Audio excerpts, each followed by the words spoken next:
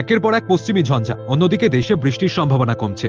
এবার থমকে থাকা বর্ষার বিদায় রেখা গতি পেতে পারে বলে অনুমান আবহাওয়াবিদদের। 10ই অক্টোবর নির্ধারিত সময় বাংলায় বর্ষা বিদায় না হলেও সপ্তাহান্তে বর্ষা বিদায়ের উপযুক্ত পরিবেশ তৈরি হতে পারে।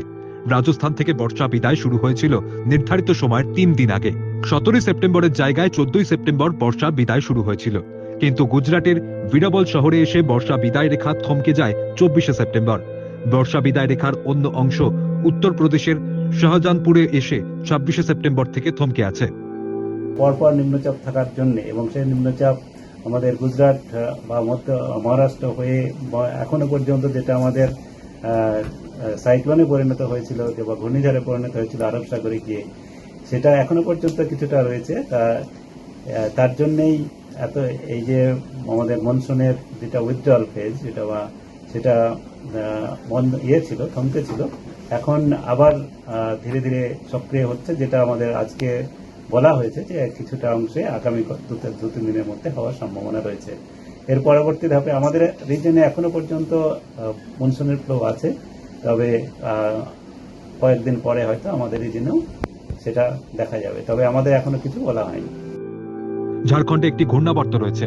এই ঘূর্ণাবর্তের প্রভাবে বাংলায় হালকা থেকে মাঝারি বৃষ্টি হচ্ছে। আপাতত ভারী বৃষ্টি কোনো সম্ভাবনা আর নেই বলেই জানাচ্ছে আবহাওয়া দপ্তর। ক্রমশ বাতাসে জলীয় বাষ্পের পরিমাণ কমবে বলেও জানা গিয়েছে।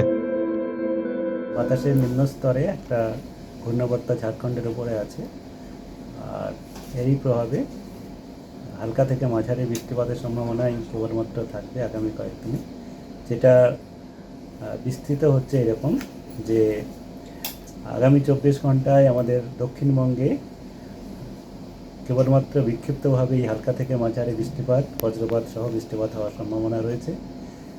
মূলত আমাদের উপকূল অঞ্চলের জেলাগুলিতে বেশি সম্ভাবনা, যেমন পূর্ব পশ্চিম মেদিনীপুর, উত্তর দক্ষিণ 24 পরগনা, হাওড়া, হুগলি, কলকাতা এবং তার পার্শ্ববর্তী বাঁকুড়া, ঝাড়গ্রাম, এগুলোতেও কিছুটা সম্ভাবনা রয়েছে। বাকি জেলাগুলোতেও কেবলমাত্র হালকা বৃষ্টিপাত হওয়ারই সম্ভাবনা থাকছে। দক্ষিণবঙ্গের পরের দিনও আগামীকালও এরকমই একই রকম থাকার সম্ভাবনা। কয়েকটা জেলাতে বিক্ষিপ্তভাবে হালকা থেকে মাঝারি বৃষ্টিপাত, বজ্রপাত হওয়ার সম্ভাবনা থাকছে। তারপরের দিন তাই, আর তৃতীয় দিনেও একই রকম থাকবে, বিক্ষিপ্তভাবে হালকা থেকে মাঝারি বৃষ্টিপাত। চতুর্থ দিন থেকে বৃষ্টিপাতের পরিমাণ আরও কমবে, যেখানে কেবলমাত্র আমাদের উপকূলাঞ্চলের জেলাগুলোতেই বৃষ্টিপাতের সম্ভাবনা থাকবে এবং পশ্চিমের জেলাগুলোতে ক্রমশ বৃষ্টিপাত আরও কমে যাবে। উত্তরবঙ্গে দার্জিলিং, কালিম্পং, জলপাইগুড়ি এবং উত্তর দিনাজপুরে বজ্রবিদ্যুৎ সহ হালকা মাঝারি বৃষ্টির সতর্কতা, সঙ্গে 30 থেকে 40 কিলোমিটার গতিবেগে বইবে ঝোড়ো হাওয়া। আগামীকাল বুধবার বজ্রবিদ্যুৎ সহ বৃষ্টির পরিমাণ কিছুটা বাড়তে পারে উত্তরবঙ্গে, তবে ভারী বৃষ্টির সম্ভাবনা নেই। হালকা থেকে মাঝারি বৃষ্টির সতর্কতা থাকবে দার্জিলিং, জলপাইগুড়ি এবং কোচবিহার জেলাতে। বৃহস্পতিবার থেকে বৃষ্টির সম্ভাবনা ক্রমশ কমবে। বৃহস্পতিবার থেকে রবিবার পর্যন্ত বৃষ্টির সম্ভাবনা আরও কমবে বলে জানিয়েছে হাওয়া অফিস। স্থানীয়ভাবেই শুধু কিছু জেলায় কিছু অংশে বজ্রবিদ্যুৎ সহ বৃষ্টির সম্ভাবনা রয়েছে। বেশিরভাগ অংশেই কার্যত বৃষ্টির সম্ভাবনা নেই বললেই চলে।